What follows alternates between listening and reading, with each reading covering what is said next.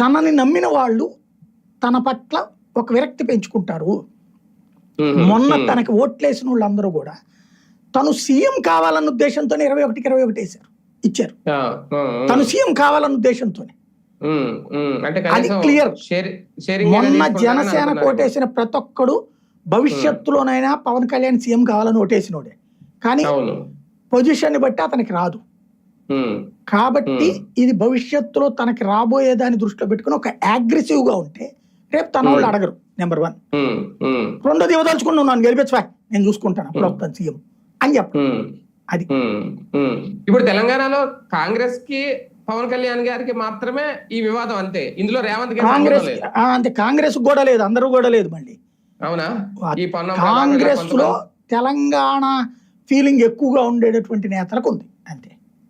అంటే దీన్ని పూర్తిగా కాంగ్రెస్ కి అంటకట్టడం కూడా కరెక్ట్ కాదా? లేదు, మహేష్ గౌడ్ గారు కూడా క్యాజువల్ పటాకే తప్పించి ఇంకోటి ఏం లేదు అక్కడ.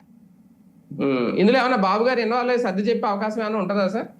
పవన్ కళ్యాణ్ స్ట్రాటజీ ఏంటో ఆయనకి అర్థం కాక చుట్టు పెట్టుకుంటుంటారు పాపం. ఆయనకి ఏముంటది పాపం, ఏం సర్ది చెప్తాడు. అలాగే అపరిపక్వంగా మనం మాట్లాడకూడదు. ఏది పడితే అది నీ అబ్బ జాగిరి అంటే మరి నీ అబ్బ జాగిరి అని అడిగారు. అయిపోలా, ఏమైంది ఆ పదాలలో ఇక్కడ వెంటనే చప్పట్టు కొట్టారు, అక్కడ చప్పట్టు కొడుతున్నారు.